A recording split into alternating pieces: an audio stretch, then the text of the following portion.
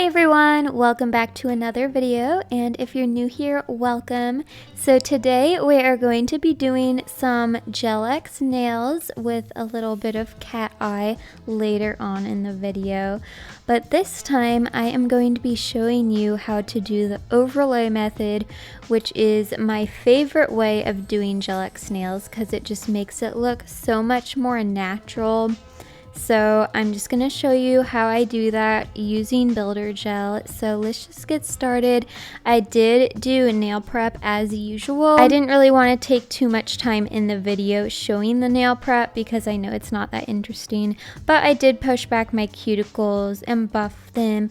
I did wipe my nails down with alcohol just to dehydrate them and make sure they're all clean and ready for the gel. So today I'm going to be using these Beetles full cover nail tips. They are coffin and I think they're medium length. I could be wrong, but I'm thinking they are medium. They're not too long, but they are still pretty long. But anyways, I am going to size all of those out and I'm just looking for the ones that best fit my nails. If I am in between sizes, I always go for the larger one, and I'm just going to take my hand file and file down any of the nails that are slightly too big for my natural nail. And you might have already noticed, but I am sizing these nails out a little bit differently than I usually would. So usually when you're sizing out Gel X nails, most people, including myself most of the time, I will just put the nail directly above my cuticle, almost pushing up against my cuticle, and that's how I size them out, and that's how I apply them, and I think that's the most common way of doing Gel X nails. But for this method, we're going to bring the nail up a little bit, maybe about a quarter of the way up. It could be a little less, a little more, but we're gonna move the nail up, not pushing up against the cuticle. So that way there's a little bit of space in between your cuticle area and the full cover nail tip. But you'll see the reason why I did that later on in the video if you don't know already. And I also wanted to mention that now when I'm sizing out the nail tips, because they are going to fit differently depending on how far up the nail you apply the full cover nail tip. So they are going to be fitting a little bit differently on your natural nail, and that's why you want to size them out that way so that when you actually apply them, they're going to fit the same way as when you size them out, if that makes sense. So now it is time to apply a base coat. I'm personally using a peel off base coat just because I want to be able to pop these nails off whenever I need to, but if you want them to last, then I would just recommend a regular gel base coat, and I am using the Jello peel off base coat, and it is currently my favorite peel off base coat. It just works so well compared to any other peel off base coat I've tried.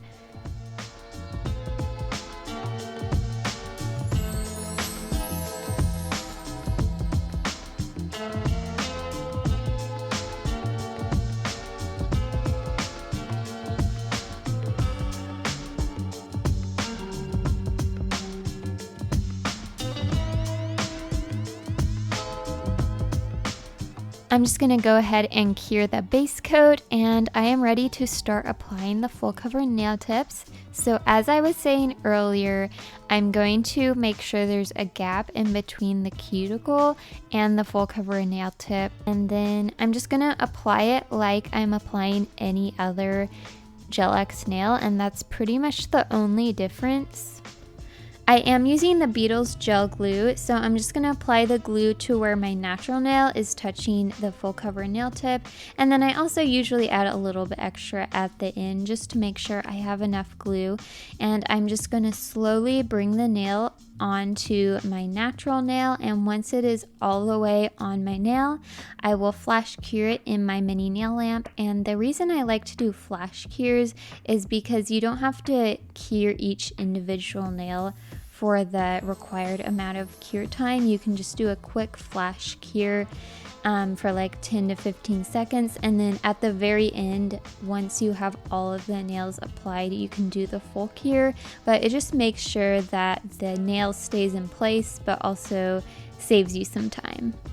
So you'll see here I've been flash curing each individual nail, but once I have all of them applied, I'm just popping it in the larger lamp for a full cure.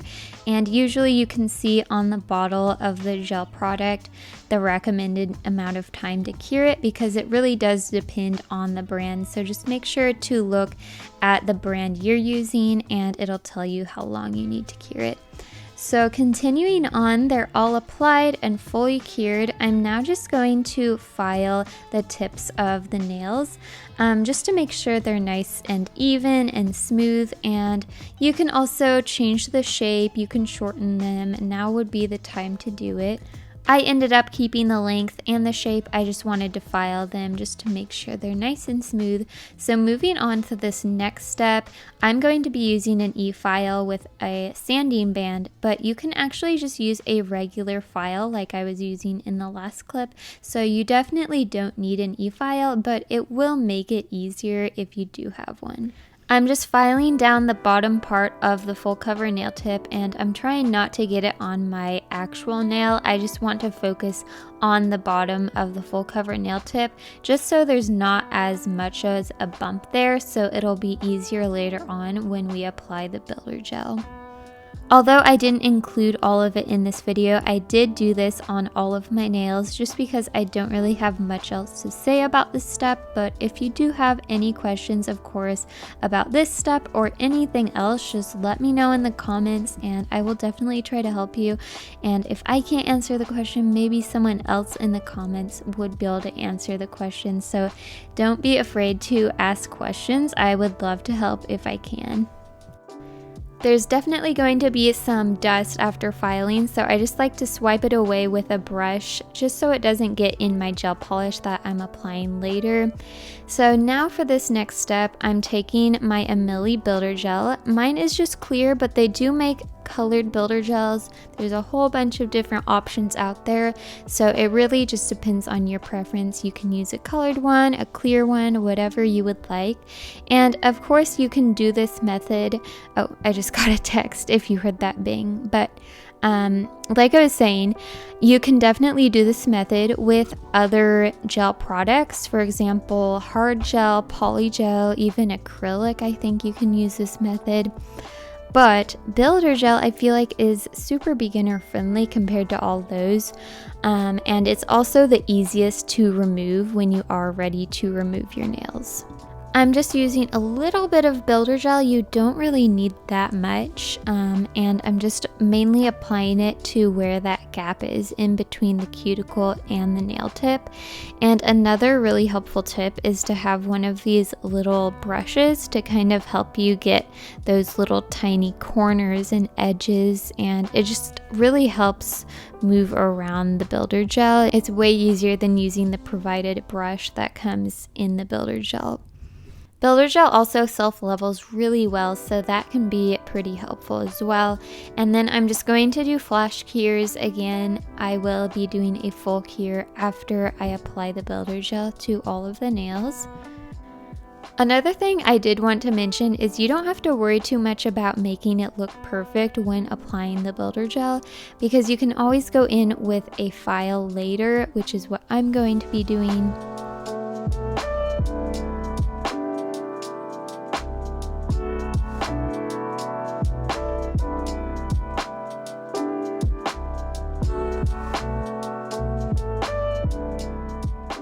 So the builder gel is all applied and cured now, so I'm taking my e-file again and I'm just smoothing everything out. And maybe if you did a perfect, amazing application job with the builder gel, you might not have to file, but I definitely didn't do the most perfect job, so I am going to have to file. And of course you can use a hand file for this as well. And since the sanding band I was using was pretty rough, I just wanted to take a smoother grit buffer and just buff all of the nails to just smooth them out a little bit better.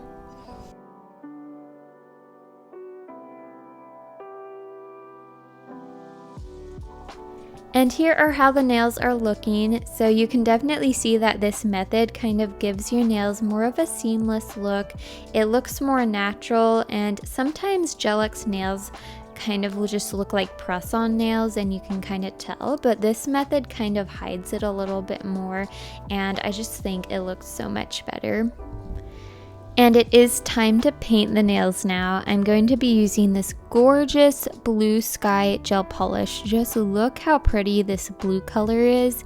It is just so vibrant and bright. I just think it's definitely one of the prettiest blue gel polishes I have. I just could not stop looking at it, but I was a little sad because, like I said, I'm doing cat eyes, so once I applied the cat eye, you couldn't really see the blue color as much, but that's okay. It still did turn out really pretty, so I'm excited to show you guys. So that's going to be the base color for all of the nails, and I did end up doing 2 coats, but I didn't film all of it.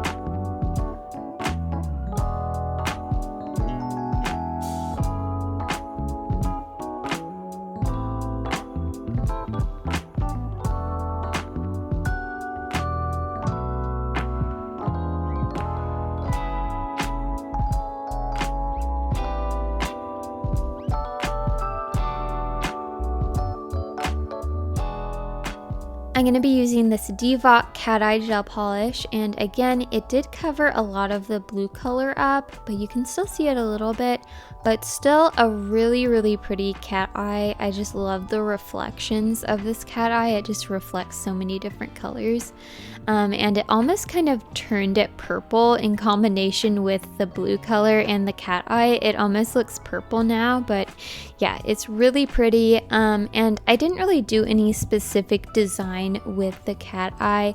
I still am kind of new to cat eyes, so I basically just held the magnet diagonal across the nail, and then it kind of created a diagonal effect across the nail. So that's just what I did.